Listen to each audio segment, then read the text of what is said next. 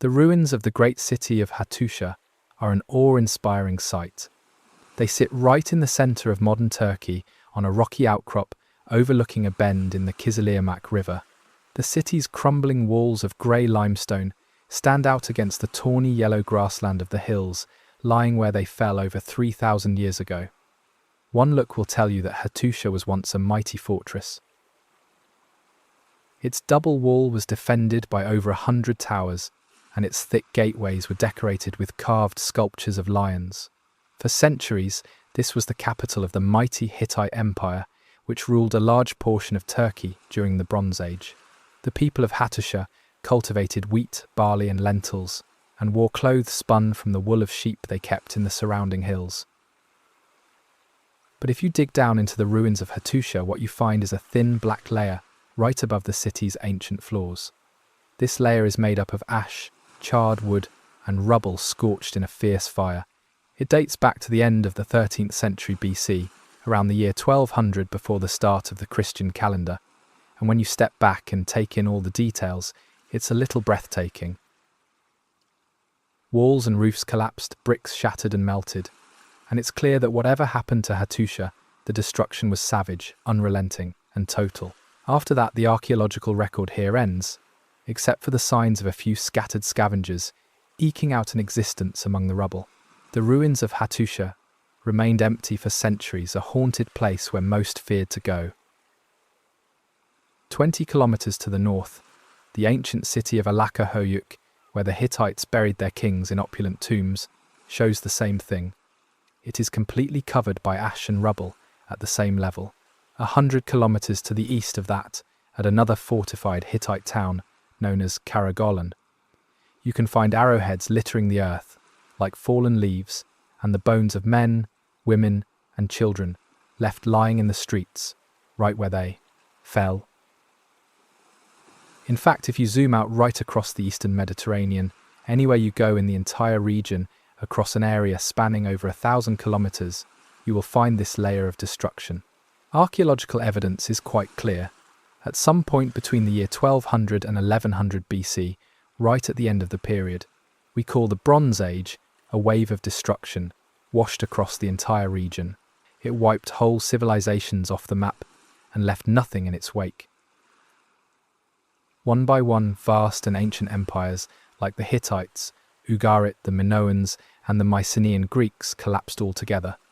They collapsed so completely that they disappeared from the historical record. It took some of these areas nearly 1,000 years to recover after the violent end of the Bronze Age, and exactly what happened is still one of humanity's most fiercely debated mysteries. One way the memory of the late Bronze Age collapse may have survived into the modern day is through the epic poetry that was written about this time. You may have heard of some of it. It relates the destruction of a great walled city in the eastern Mediterranean called Troy. The epic poems known as the Iliad and the Odyssey are ancient pieces of oral poetry attributed to a man named Homer who may or may not have existed. These poems were passed down for centuries through the period that followed the Bronze Age collapse, which we call the Greek Dark Ages. They survived by word of mouth, with each poet-singer using astonishing skills of memory to memorize and pass them on, lengthening and embellishing them along the way until they were finally written down in the 8th century BC. The poetry of the Iliad especially relates the story of a great 10-year war that took place in the eastern Mediterranean and took up most of the manpower of Greece. This war was led by a man named Agamemnon, a king of Mycenae. In the 2nd millennium BC, the city-state of Mycenae was one of the major centres of Greek civilization, a mighty city to rival the Hittite capital of Hattusha.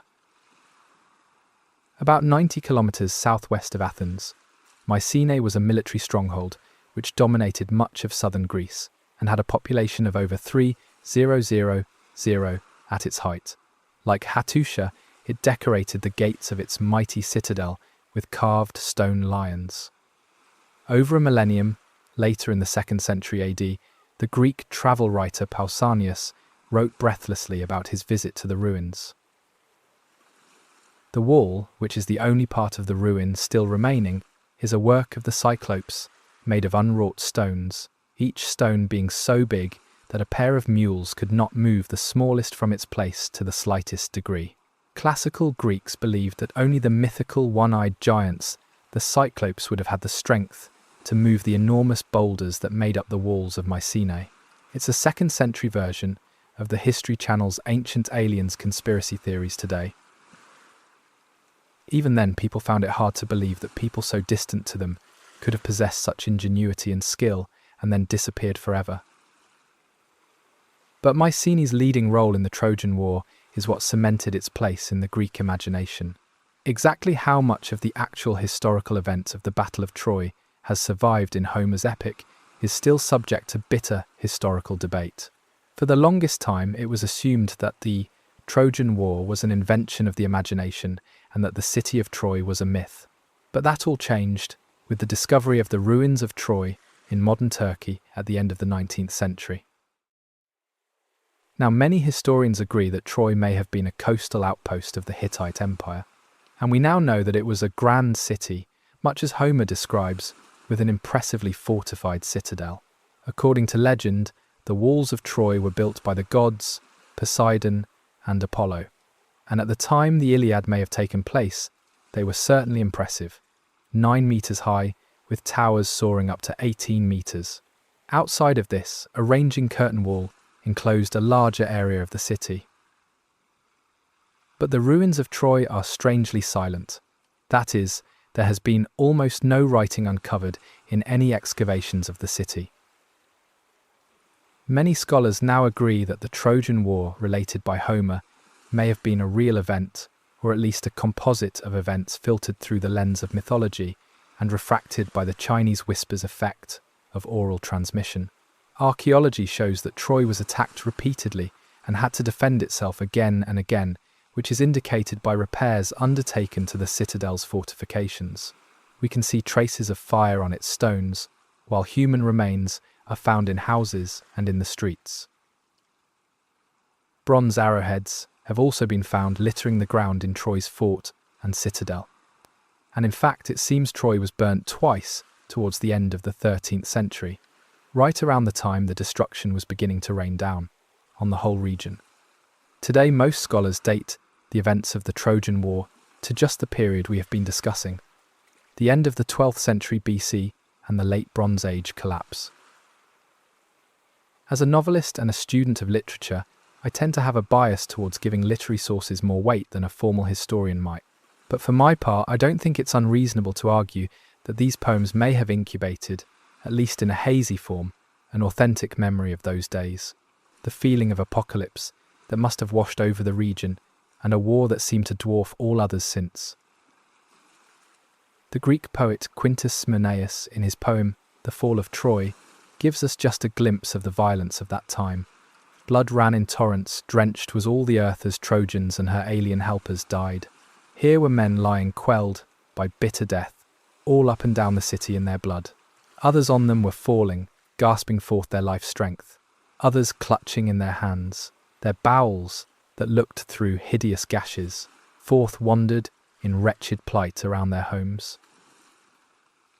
Before we go into just what happened at the end of the Bronze Age, I think it's worth pausing and painting a picture of what it was that collapsed. This vibrant and varied region that had survived for so many centuries and fell so suddenly. We often make the mistake of thinking of the ancient world as a series of insular and isolated states. Something about the monumental remains of their societies makes us think of them in this way, and it's true that their worlds were smaller than ours today. The known world for someone living in the eastern Mediterranean around the year 1200 BC would have extended from Greece to perhaps the far east of what today we would call Iran. It was populated by the Mycenaean people of Greece in the west and the new kingdom of Egypt in the south, just emerging from a period of civil war. Their world took in the islands of Cyprus and Crete, as well as coastal city-states like Ugarit. Another big player in this region was Babylon, a city in the verdant marshes of southern Iraq, which was ruled by a dynasty known as the Kassites. To the north of them was the great warlike empire of Assyria, which governed the plains of northern Iraq and Syria. To the north of them, the Hittites. These small city-states were suspicious of each other, and they often fought wars, but this isn't the whole story.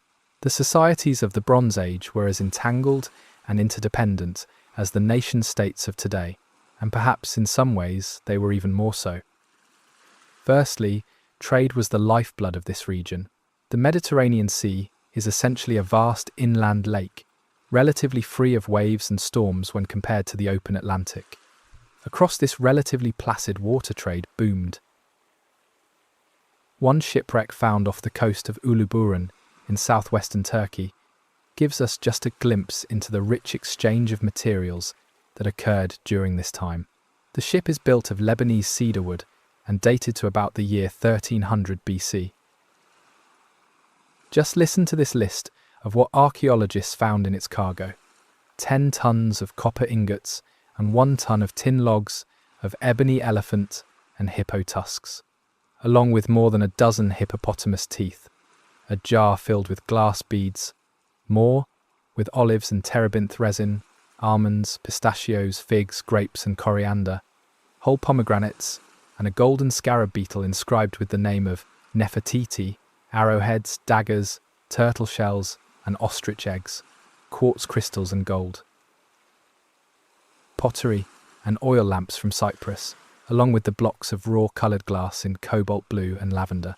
The Uluburun shipwreck contained goods from at least 7 different lands, so it's easy to see how this rich trade would have drawn all of these disparate nations together.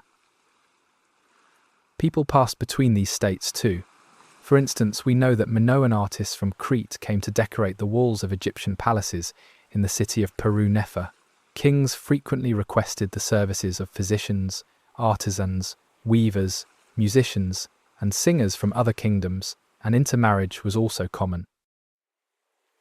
To give just one example, we know that Amurapi, the last king of the coastal nation of Ugarit, had married and subsequently divorced a Hittite woman, with their divorce proceedings dragging through the court system for years. While much of this exchange was in luxury goods and services, other resources that flowed down these trade routes were utterly essential to the survival of these large and complex nations. Of all these resources, the most critical in the Bronze Age was of course the one that gives the era its name. Bronze is an alloy of copper and tin on a roughly 10-to-1 ratio. The amount of copper and bronze found on the Uluburun wreck, 10 tons of bronze and 1 ton of tin, was exactly the amount needed to smelt 11 tons of bronze. Since its discovery, sometime in the 4th millennium BC, this reddish gold wonder metal had become critical to the manufacture of just about every weapon tool and household object. Just like aluminum or steel today, bronze had become completely indispensable to the societies it supported. Without a steady supply of this, metal armies would have no weapons, chariots would be unable to shod their wheels, and craftsmen would have no tools. The British historian Carol Bell has drawn a striking parallel to the reality of our modern world. The strategic importance of tin in the late Bronze Age was probably not far different from that of crude oil today.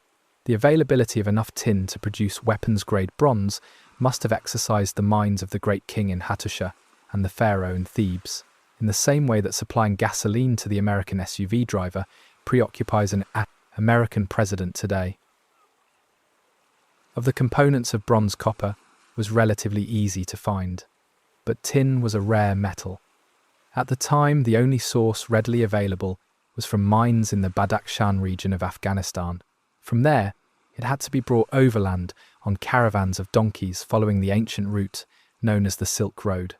It was a long and perilous journey that crossed mountains and rivers until it reached the great cities of Mesopotamia. From there, the cargo of tin spread out across the region and over the sea to Greece.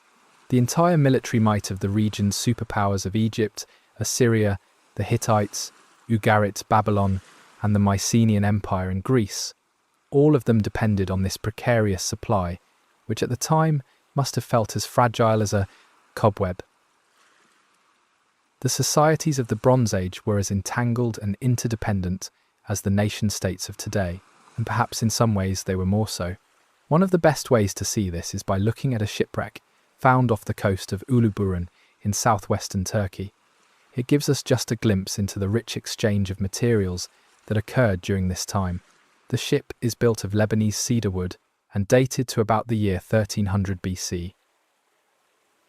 Just listen to this list of what archaeologists found in its cargo: 10 tons of copper ingots and 1 ton of tin logs of ebony elephant and hippo tusks, along with more than a dozen hippopotamus teeth, a jar filled with glass beads more, with olives and terebinth resin, almonds, pistachios, figs, grapes and coriander, whole pomegranates, and a golden scarab beetle inscribed with the name of Nefertiti, arrowheads, daggers, turtle shells and ostrich eggs, quartz crystals and gold. Pottery and oil lamps from Cyprus, along with the blocks of raw coloured glass in cobalt blue and lavender. The Uluburun shipwreck contained goods from at least 7 different lands, so it's easy to see how this rich trade would have drawn all of these disparate nations together. People passed between these states too. For instance, we know that Minoan artists from Crete came to decorate the walls of Egyptian palaces in the city of Peru-Nefer. Kings frequently requested the services of physicians, artisans, weavers, musicians and singers from other kingdoms, and intermarriage was also common. To give just one example, we know that Amurapi, the last king of the coastal nation of Ugarit, had married and subsequently divorced a Hittite woman, with their divorce proceedings dragging through the court system for years. While much of this exchange was in luxury goods and services, other resources that flowed down these trade routes were utterly essential to the survival of these large and complex nations. Of all these resources, the most critical in the Bronze Age was of course the one that gives the era its name. Bronze is an alloy of copper and tin on a roughly 10-to-1 ratio. The amount of copper and bronze found on the Uluburun wreck, 10 tons of bronze and 1 ton of tin, was exactly the amount needed to smelt 11 tons of bronze.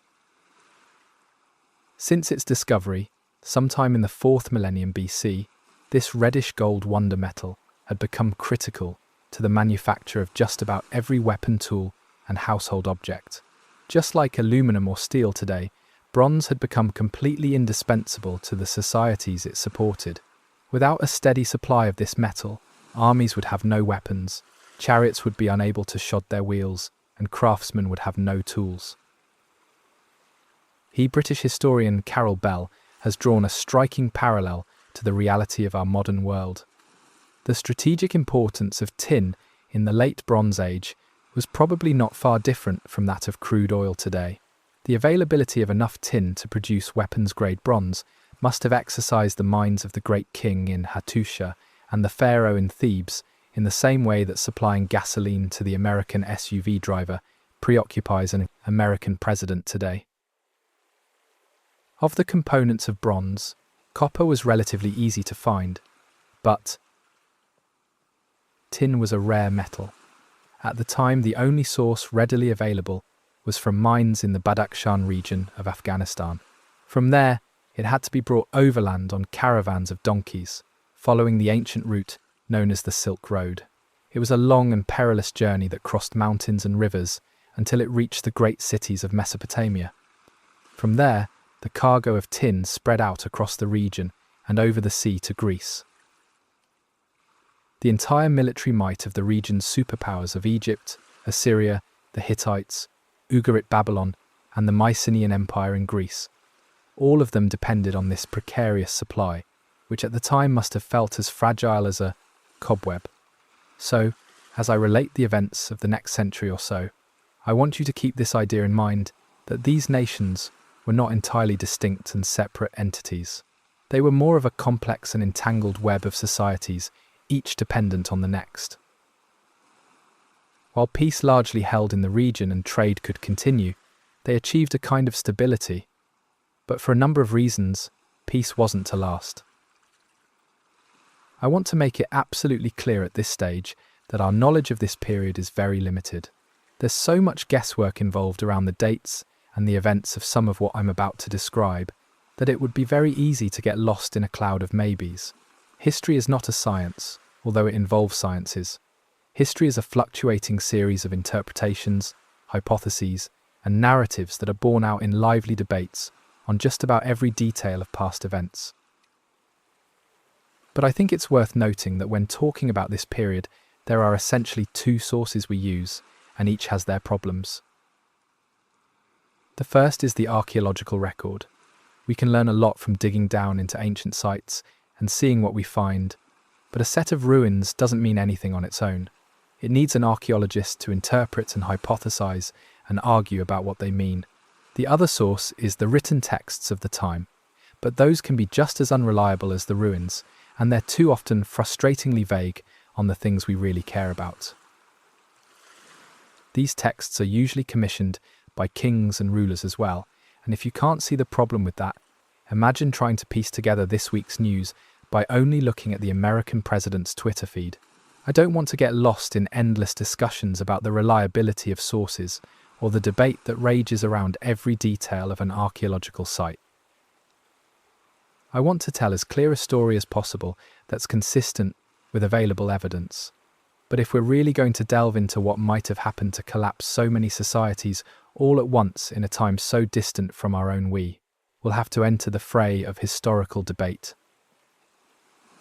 When casting around for causes of the late Bronze Age collapse, historians have long relied on one particular set of culprits. These they refer to by the mysterious name, the Sea Peoples. Even the name Sea Peoples seems to evoke something terrifying and foreign, something not of this world. They sound like monsters rising up from the deep to wreak devastation on the land.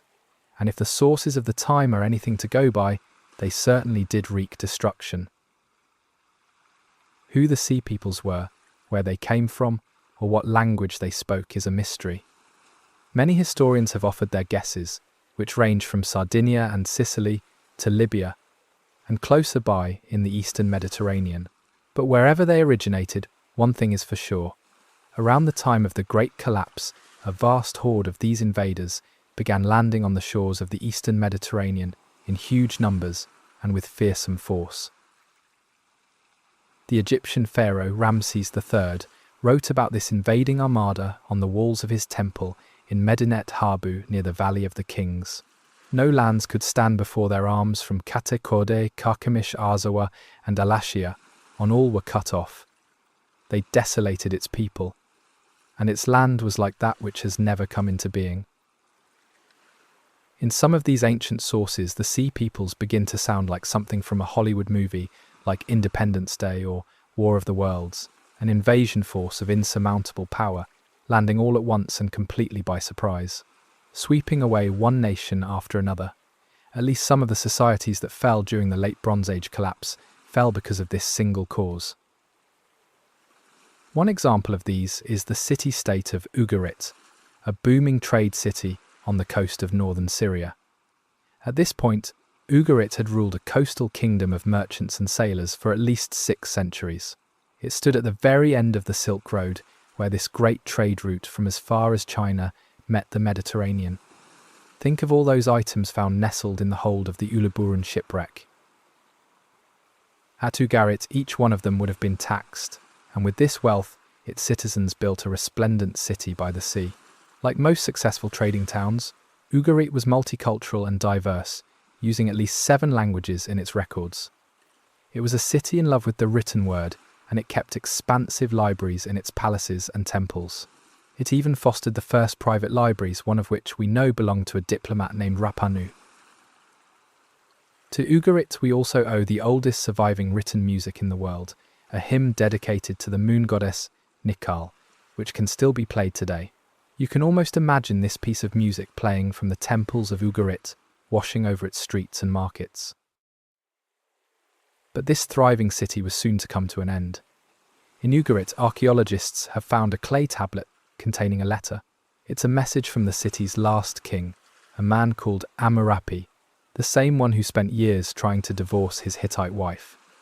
In it, he begs the ruler of nearby Cyprus to come to his aid. My father, now ships of the enemy have come. They've been setting fire to my cities and have done evil in my land. Doesn't my father know that all of my troops and chariots are stationed in Hatti, but all of my ships are in the land of Lucca? They have not arrived back yet, so the land is abandoned. No help arrived because the letter was never sent. It burned along with the rest of the city, its clay baked hard in the ensuing fires. When excavating the ruins of Ugarit, archaeologists have found a layer of destruction that lies 2 meters thick in places made of ash and broken brick. The city's roofs are caved in and scorched, and its streets are littered with arrowheads. People buried their valuables in a panic and never returned to dig them up again. It's hard to say how large the force was that attacked them, but another letter found in the city's kilns asks another king to equip 150 ships to send to their aid, suggesting that it was an enormous force. This letter, too, was never sent. The fact that all of Ugarit's troops and ships were stationed elsewhere when they were attacked shows just how much it came as a surprise.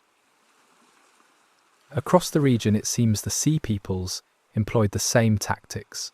They appeared without warning, wreaked havoc, destroyed cities, and then disappeared over the horizon before anyone knew what had happened. Other cities along the Palestinian coast suffered the same fate. The city of Aleppo in Syria was destroyed around the same time. The city of Emar on the Euphrates River burned too. A tablet found there describes how hordes of enemies had attacked it. This is an unusual phrase to use since it seems the citizens didn't know the names of their attackers or where they came from. The city of Megiddo, known in the Bible as Armageddon, held out the longest of any city in the region, but it was finally destroyed so violently that when the Israelites later moved into its ruins, they were unable to clear the debris. They simply filled in the ruined buildings with rubble and built on top of them. In Cyprus, where the king of Ugarit had tried to send his plea for help, similar destruction can also be found. On the site of Kokkinokraimos, archaeologists have found evidence that the whole town was abandoned in a hurry. The bronze smith buried his tools in the courtyard of his workshop. The silversmith hid his silver between 2 stones of a bench, while the goldsmith hid all of his sheet gold in a pit. What happened to them all we may never know, but they never returned to retrieve their precious things. One thing is for certain: wherever the Sea Peoples went, destruction followed.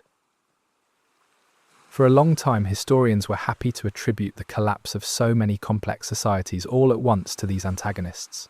They provided a convenient scapegoat. These Sea Peoples were imagined to be something like the Vikings that ravaged medieval Europe, crossed with Attila's horde of Huns.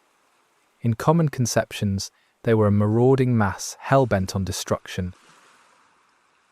Since the Sea Peoples have played such an important role in how people have traditionally viewed this collapse, I think it's worth spending some time on them. For a long time, historians were happy to attribute the collapse of so many complex societies all at once to these antagonists. They provided a convenient scapegoat.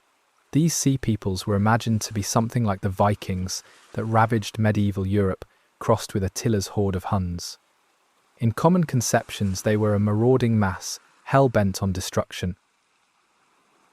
Since the Sea Peoples have played such an important role in how people have traditionally viewed this collapse, I think it's worth spending some time on them. Who were these mysterious conquerors? Some of these questions we can never answer. And in this story, the Sea Peoples don't get to speak for themselves. They left no written sources, and precious few material traces have ever been found that could trace back to them or give us clues about their origins. But a little unusually for this time, we do have a pretty good idea of what the Sea Peoples looked like. That's because of the vast, low-relief carving that the Egyptian Pharaoh Ramses III chose to adorn in the outer wall of his cavernous temple at Medinet Habu. It shows an image of a number of prisoners taken during Egypt's battle with the Sea Peoples, and the carvings are very detailed. The figures on the carving aren't the inhuman monsters you might have been imagining. They wear kilts and a very distinctive kind of headdress that looks like a sheaf of feathers, or perhaps reeds, fixed in place with a strap that goes under their chin. Not all of the Sea Peoples are the same. Some wear skull caps, while others appear to wear horned helmets. Together with Egyptian sources of the time, this points to them not being one cohesive army, but a loose confederation of different peoples choosing to sail under the same banner. Some of the names of these different peoples are known to us from Egyptian texts. The Danuna, the Cheka, the Peleset, the Shardana, and the Weshesh. Even if the motives and identity of the Sea Peoples are unknown to us, evidence suggests that at least some of the ethnic groups that made up the Sea Peoples weren't so unfamiliar to the Egyptians. In fact, it seems sea people of certain groups had sought employment in Egyptian courts and armies in the past, and there's evidence they had diplomatic contact for as long as a few centuries before the Great Collapse occurred.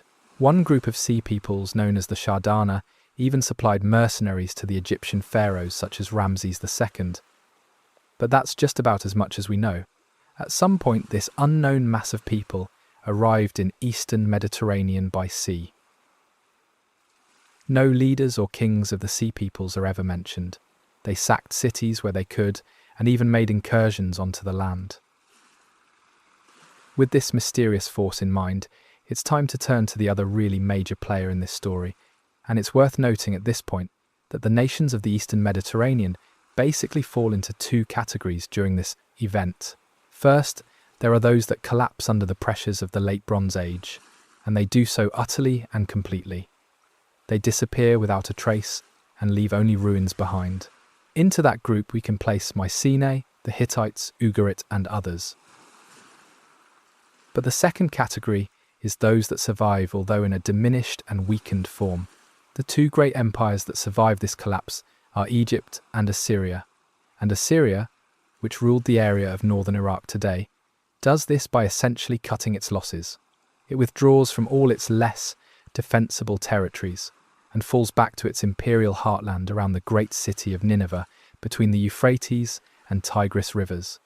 It recoils like a tortoise in its shell. The example of Egypt is much more interesting. Egypt is also going to fall into that second category of survivors, and the man who's perhaps the most responsible for that is the pharaoh of the time, a man named Ramses III. Ramses was a determined and tenacious ruler. Looking at the perfectly preserved mummy uncovered in Medinet Habu, it's easy to imagine what he looked like during his life. His cheekbones were narrow and high, with a tall cerebral look to his forehead. Looking at the photos, I kept thinking of Captain Picard from the old Star Trek series, a thinker and a planner. But Ramses can't have felt that secure in his position. He was the son of a usurper, a man named Setnakte, who had seized the throne in a bloody civil war and begun the 20th dynasty of Egypt.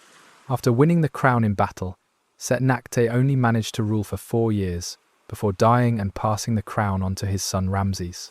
This was when the young emperor was only 31, and it's fair to say that this young pharaoh must have felt a fair amount of pressure to prove himself. This can perhaps be seen in the name he chose to rule under. The last pharaoh to hold the name Ramses was Ramses the Great, the pharaoh of the Bible who ruled ancient Egypt for 67 years during the golden age of the New Kingdom, almost a century before. For the most part, Ramses seems to have been a relatively good ruler, although it's worth remembering that we have only his inscriptions to go by. But it's clear Ramses at least wanted to be seen as a king who did the best he could for his people.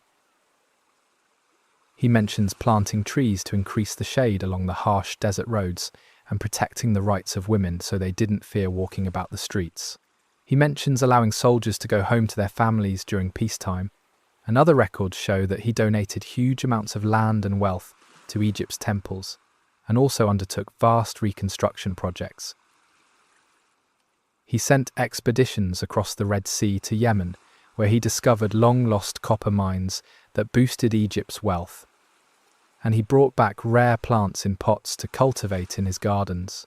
By all of this, it seems in another time, he might have been one of Egypt's great rulers, but his destiny was to preside over one of the longest and deepest declines in Egypt's history, the twilight of its empire. This decline, as far as we can tell, wasn't his fault. In fact, his actions would ensure that Egypt's cities didn't follow the fates of those like Mycenae and Ugarit, where only ash and desolation remain. When news of the Sea People's attacks came to Ramses, he had been pharaoh for 8 years. Upon hearing of the destruction of other cities of the region, he must have felt a chill run down his spine. Great nations were being wiped off the map, and Ramses resolved that Egypt would not follow the fate of its neighbours. Egypt couldn't react to this threat the way the Assyrians had, by retreating and consolidating their defences. Egypt had a long Mediterranean coast, making it vulnerable to invasion from the sea, and maritime trade was the backbone of its economy. Ramses knew he had to come up with a plan, but it wasn't going to be easy. The ancient Egyptians had a poor reputation as seagoers. They were essentially a land-going power and usually left the messy business of watery warfare to smaller nations. The Egyptians were used to dominating ancient battlefields, using vast assemblages of archers and swift units of horse-drawn chariots. Their tactics were to advance with a wall of infantry, all the while pelting the enemy with arrows from light chariots before using charges of heavy chariots to sow panic and break the enemy lines. This had allowed them to conquer lands all the way up the Palestinian coast and defeat the Hittites in battle. But these tactics required a large, open battlefield. Since members of the Sea People tribes had served in Egyptian armies in the past, perhaps they knew this weakness. The Sea Peoples seemed to have known that the one way to neutralize Egypt's tactics would be an attack on its very lifeblood, the Nile River itself. All of Egypt's great cities lay on the Nile, and if Egyptian resistance broke on the river, its cities would fall one by one, and the riches of their land could be taken. It was a huge gamble, but the Sea Peoples believed it would pay off. The decisive battle would take place in the Nile Delta. That's the part of the river that splits out into multiple branches before it reaches the Mediterranean Sea. It's a green land in the middle of a rolling desert banked with fertile silt. Red lotuses bloom here in the autumn, and papyrus hedges grow along the banks. At this time, Nile crocodiles and hippopotamus still ranged wild in the delta. It was in this challenging terrain that Ramses knew he had to mount his final stand against the Sea Peoples. Ramses decided to play to what strengths the Egyptian army still had. He decided to lay an ambush and give the Sea Peoples a surprise attack of their own. As the enemy's ships amassed in the waters outside the delta, Ramses gathered a vast army of his own. He gathered archers on the banks, supported by spearmen in their thousands, all crouching in the reeds. The tension must have been tremendous. All the soldiers of the Egyptian army holding their breath and waiting for that first sign of an enemy ship to come in from the sea. Then at last a ship came around the bend in the river. After that came another and another, until the whole seaborne might of the Sea Peoples was in sight. The Egyptians must have been able to hear the creak of 1,0,0,0,0 oars, the beating of the drums below the deck, the shouts of the helmsmen and soldiers within. The ships of the Sea Peoples drew nearer until they were within range, and then Ramses unleashed hell. The Medinet Habu inscription recounts what happened next. Those who reached my frontier, those who came forward to give on the sea the full flame, was in front of them at the river mouths, while a stockade of lances surrounded them on the shore. The chaos of this battle is encapsulated in a sprawling, low-relief carving in Medinet Habu. As the Sea People advanced in their full force, Ramses' archers kept up a continuous volley of arrows into the enemy ships. Panicked, the Sea Peoples attempted to land on the banks, but as they did, the Egyptian lancemen advanced out of the reeds and met them. While the enemy was held at bay, trapped and frantic on the river, the small Egyptian navy sailed in and attacked them too. They used grappling hooks to haul in the enemy ships. It's clear that this was a frantic struggle of ship-to-ship fighting. Men are impaled on spears, clambering onto the sides of ships, ducking arrows that whizzed overhead. Boats overturn, spilling men into the river, and bodies float upside down in the frothing water. They were dragged in, enclosed and prostrated on the beach, killed, and made into heaps from tail to head. I have made them turn back from even mentioning Egypt, for when they pronounce my name in their land, they are burnt up with fear. In the brutal hand-to-hand struggle which ensued, the Sea People were overwhelmed. Ramses' plan had worked. The Egyptians were the first people to ever turn back these seagoing invaders and stop their campaign of destruction. Their hearts are taken away. The soul is flown away. The weapons are scattered in the sea. Another key source for these tumultuous events is a document called the Harris Papyrus, found near Ramses's tomb in Medinet Habu. It's the longest known papyrus ever uncovered from Egypt, coming in at 41 meters long. That's longer than the wingspan of a Boeing 737, just for reference. In it, Ramses boasts about his triumph over the various groups of the Sea Peoples. I overthrew those who invaded. I slew the Danuna from their islands. The Cheka and the Peliset were made ashes. The Shardana and the Weshesh of the sea were made as those that exist not. I brought as captive to Egypt, numerous as the sand of the shore. The Egyptians were victorious. They had repelled the invasion, but this alone would not save them. To see why, you just have to look at the situation that surrounded it. Egypt now stood alone in a devastated region, like the hero at the end of a disaster movie. Every land around them had been gutted and reduced to ash. Vast and ancient civilizations, the Mycenaeans, the Hittites, Ugarit, the Kassite dynasty of Babylon, all of these venerable societies had collapsed utterly, and civil order had given way to chaos. Those precarious trade routes we talked about at the start of the episode were now broken, and Egypt's economy went into a steep and unstoppable decline. By the end of the Late Bronze Age, Egypt was utterly diminished, a shadow of its former self. As other enemies encroached on its borders, Egypt was able to fight them off, but its treasury became so depleted that it would never fully recover its imperial power. The first known worker strike in recorded history happened during the 29th year of Ramses III's reign. It happened when Egypt could no longer provide food rations for its elite royal tomb builders and artisans in the village of Deir el-Medina. Ramses III ruled for a total of 31 years, but his death was followed by years of bickering among his heirs. 3 of his sons would become king at different times, reigning as Ramses IV, Ramses the VI, and Ramses the VIII. Meanwhile, Egypt was increasingly beset by droughts, lack of seasonal floodwaters, famines, civil unrest, and official corruption. While the power of the pharaoh fell, that of the priests in Thebes grew. The last pharaoh of the dynasty, Ramses XI, grew so weak that these priests became essentially the true rulers of Egypt. The Egyptian empire finally fractured. It was lost forever less than 80 years after Ramses III's reign. Earlier, I used the example of the city-state of Ugarit to show the vast destruction that could be wrought by the Sea Peoples, and to paint them as a terrifying alien invasion responsible for the Bronze Age collapse. But we shouldn't be so easily seduced by the lure of this easy scapegoat. That's because the fate of other sites is actually a little more uncertain. The great city-state of Mycenae, for instance, the main belligerents in the Trojan War, was certainly wiped out, along with all of its surrounding cities, sometime around the 13th century BC.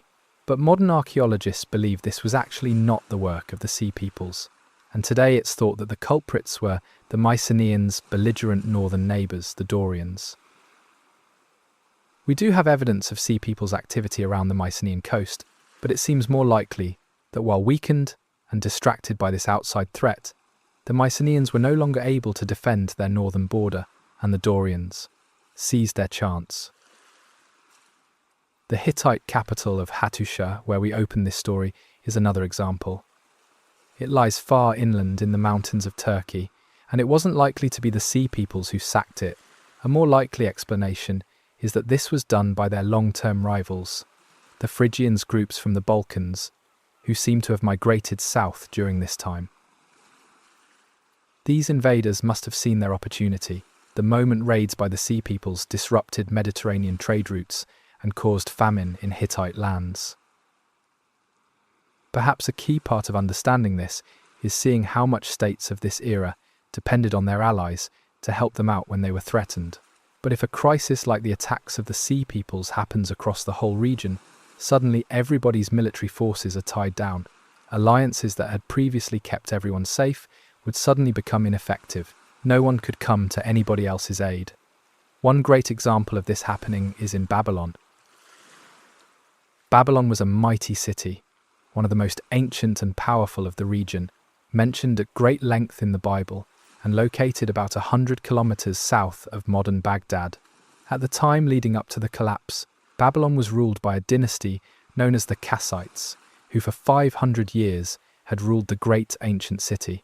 The Kassites had long depended on their allies in Assyria and the coastal regions to help defend it. But now those nations were busy defending themselves, and Babylon stood alone. To the north was the land of Elam, a hardy people who lived in the mountains and lowlands of southern Iran. The Elamite king was a man named Kutir-Nahunte. He believed that the crown of Babylon belonged to him. He threatened an invasion with fearsome rhetoric. "I, who am a king, son of a king, seed of a king. Why do I not sit the throne of the land of Babylon? I will destroy your cities, demolish your fortresses, cut down your orchards.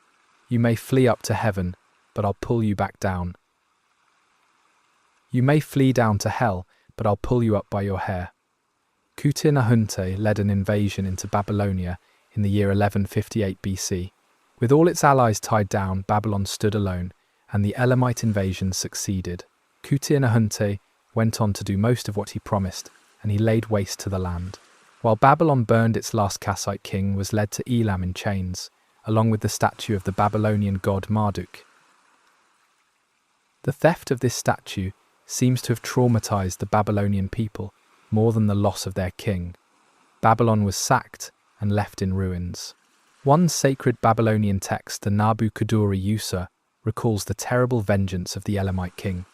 His crimes were greater and his grievous sins worse than all his fathers had committed. Like a deluge, he laid low all the peoples of Akkad and cast in ruins Babylon and all the noblest cities. These examples show that the situation in this region isn't quite as simple as that classic alien invasion style scenario I had you imagine. In Hollywood, the writers always imagine the world coming together to fight the outside threat. It makes a better story that way, and we get to hear some inspiring speeches. But the example of the Bronze Age collapse teaches us that it's just as likely that if aliens ever arrive and begin blowing things up, some might see that as an opportunity. The story of the Bronze Age is of large, complex states successfully defending themselves against the smaller states at their borders with less complex societal structures. Part of the collapse that ensued is perhaps also down to the increasing power of these smaller, less complex nations. During the Bronze Age, empires like Egypt, Mycenaeans, and the Hittites had monopolies over the production of weapons, the importation of horses, and the building of chariots. Smaller, less complex states simply couldn't compete in those areas. But the power of these smaller states was beginning to grow at this time due to one very important thing, one thing that would bring the Bronze Age to an end forever, and that thing was iron. Iron had been in limited use since as early as 3000 BC, and early people even worked the iron they found in meteorites that fell to the earth. It was considered a sacred metal, perhaps due to its magnetic qualities. But as an everyday practical object, iron presents a number of problems. It's much harder to work than the copper and tin that go into bronze. Tin, for instance, has a very low melting point of 232 degrees centigrade. If you wanted, you could melt it on your kitchen stove, but iron requires a huge amount of heat to melt over 1,500 degrees. This requires advanced furnaces and special technology that took millennia to develop, but at this time was beginning to permeate across the region. But iron on its own isn't that useful. It's brittle and it easily breaks. The knowledge of how to turn iron into steel, mixing it with the right proportion of carbon, would transform it into a metal just as sharp and hard as bronze, but much cheaper and more readily available. Soon even tribal societies and tiny kingdoms could afford cutting-edge weaponry. It acted a little like the introduction of cheap assault rifles, like the AK-47 inches, our time, a great leveler that destabilized whole regions. We know that after the Bronze Age collapse, bronze was no longer in use across the region. Steel weapons took its place and the Iron Age began. Armies of chariots, such as Egypt employed, gave way to armies of massed infantry, and some historians point to this factor alone as the great shift that caused the collapse of so many societies. So this is another theory.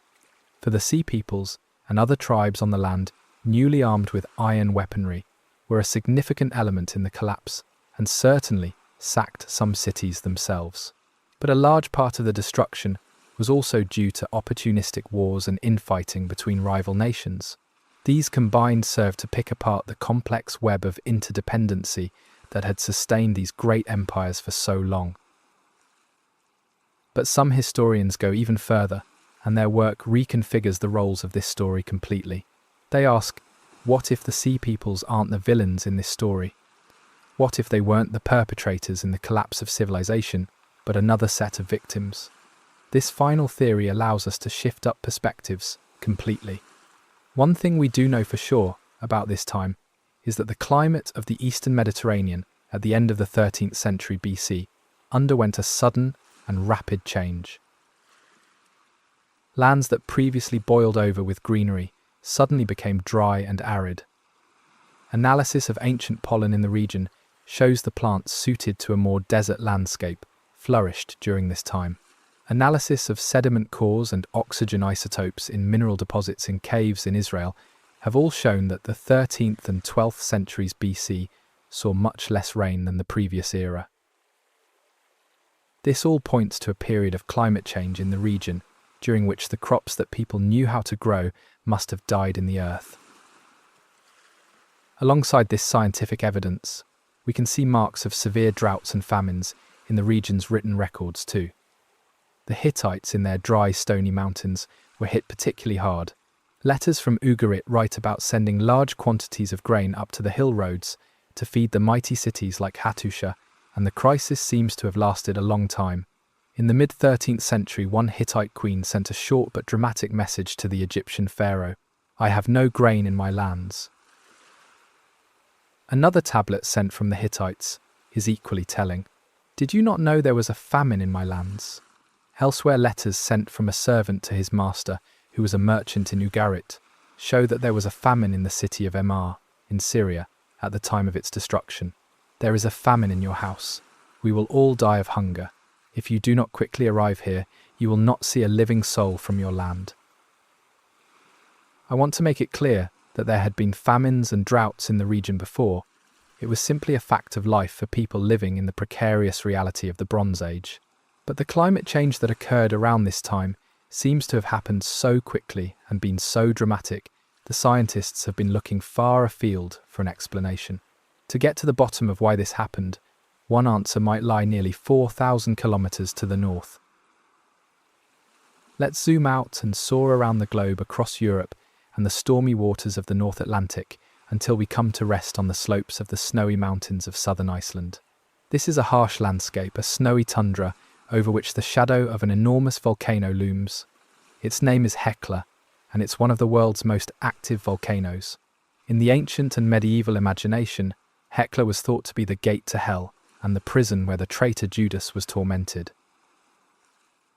The Cistercian monk Herbert of Clairvaux wrote about it with particular colour.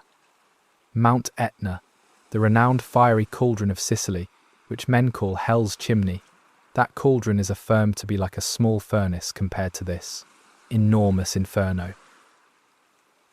So, can it be a coincidence that the most cataclysmic eruption of Hekla we know about was the one that took place sometime around the year 1100 BC, right as the Bronze Age collapse reached its height? This eruption is known as Hekla 3. It threw nearly 7.5 cubic kilometers of volcanic rock into the atmosphere and covered the sky in a dark shroud of dust that would have lasted for years after the event. In Ireland, studies done on bog oaks, those are trees half fossilised in marshy waters, have shown that, for 18 years after the eruption of Hekla 3, the trees barely grew at all. Across the Atlantic, in the United States, bristlecone pines, the oldest living trees on Earth, still show similar records of this time of darkness and cooling, which seems to have lasted about 2 decades. The effect on our region would have been dramatic. Crops would have failed, soils would have blown away, and more than that, the dark cloud that seemed to hang over the sun would have spoken to people of something dreadful on its way. a punishment from the gods, and perhaps even the end of the world. As people looked up and saw the sun only a pale white through the haze, they must have asked, what did we do wrong? Why have our gods forsaken us? And why haven't our kings protected us? When we dig into an archaeological site and find traces of destruction, we can never really tell who it was who burned this building, destroyed this wall, or buried this city in rubble. But some historians now think that some of the destruction of the Bronze Age may have occurred due to uprisings and rebellions within the kingdoms. If the gods were angry at the king, so were the people. The spread of iron weapons would have also empowered these mobs and allowed them to arm themselves with weaponry previously unseen outside of a professional army. I don't want to do too much speculation, but with famine, drought and disease spreading, I think there's a good chance that the citizens of some of these ancient empires simply rose up and burned their own cities to the ground. The thing is, if we buy the theory of the Hekla III eruption, it forces us to re-evaluate our portrait of the Sea Peoples as a marauding armada of destruction. Were the Sea Peoples, in fact, refugees? Imagine the situation. You are a citizen of an island in the Mediterranean, say Sardinia or Sicily, and one year the sky turns dim. The sun peeks through the grey haze. A pale white drought soon follows, and the crops no longer grow. Starvation begins to set in on your island. Chaos begins to spread. There are riots for food, and everywhere people are saying the gods are angry, that the world is dying. Then the next year, at harvest time, the same thing happens. The sun is still weak, and the crops still don't grow. And now waves of people begin arriving in your lands, and hungry people from the far north, where the sun is even dimmer, where the worst winters in living memory are ravaging the lands, when nothing grows. What do? Do you stay and hope the sun comes back? Hope the crops grow next year? Do you hope that your new and hungry neighbours are friendly? Or do you band together? My guess is that you do one of the things you do best. You build ships, and then you set sail for somewhere else, somewhere where the sun might still shine. It's easy to imagine this band of seagoing nomads starting small. They go from place to a place, trying to find somewhere the gods haven't abandoned, but it's the same everywhere. Society is disentangling in the wake of famines and droughts that last for years, and wherever they go, more desperate people join them. They get stronger, and in desperation, they resort to theft. They steal from merchant vessels and then small villages. They capture prisoners and gain new recruits. Their strength grows and grows until it becomes truly overwhelming an army of the sea. It seems no one can stand in their way, a roving band of refugee warriors roaming the oceans in search of somewhere to call home. I find this portrait of the Sea Peoples the most convincing. I think it makes sense of their mystery, how such a vast force of diverse peoples suddenly looms out of the sea with seemingly no direction, no leaders, and no command structure. If this portrait of them is true, then the Sea Peoples must have been anarchic, probably changing leaders frequently. There would have been opposing goals within the group. Some would have wanted to find land to settle, others just to loot and burn. When they met their deaths in a shady shallows of the Nile Delta at the hands of Pharaoh Ramses III, they must have felt the utter hopelessness of their situation bear down on them. They were people without a land who had brought so much destruction to the homes of others, and their final, desperate gamble to seize the lands of Egypt had failed. If this sounds like too much of an unhappy ending, then I should at least mention that some of the Sea Peoples at least escaped total destruction in the marshes of the Nile. In fact, one of the groups that made up their wandering army seems to have settled down in the region of what is today Gaza in southern Palestine. There they put down their roots as a people. They were known as the Peleset, who the Hebrews later called Peleshet, and we today call Philistines. They would come to be remembered as one of the great rival nations to the Kingdom of Israel, and the word Philistine has given us the modern name of the region, Palestine. So as we weigh up the evidence, a picture begins to emerge of a complex, entangled web of societies so dependent on each other that they could not allow each other to fall. These societies sent food to each other in times of famine. They sent artists and artisans to work on each other's palaces, and merchants took luxury goods between the markets in their great cities. While this interdependency was a strength, it was also their greatest weakness. With the climate changing and people from other lands fleeing, perhaps invaders landing on their coasts, this interdependent system began to come apart at the seams. One by one, these great civilizations fell. The trade routes that had sustained them fell apart, and the basic necessities that allowed their empires to continue were no longer available. Meanwhile, the spread of iron weapons allowed smaller, less complex kingdoms to amass vast hordes of infantry and challenge the typically chariot-based warfare of the previous era. Rebellions seem to have rocked at least some of these nations, further weakening them and toppling them over into chaos. The events of the Late Bronze Age remind us just how fragile a thing civilization island. It reminds us that in our world today, we are not isolated nations either, that we too live in a complex and interdependent world. But once war and violence are set into action, we can rarely contain its consequences. Think about how it must have felt to be a person alive at this time, to see the collapse of so many great civilizations all at once, and how it must have felt to pass from a golden age of civilization to one of rubble and ruin.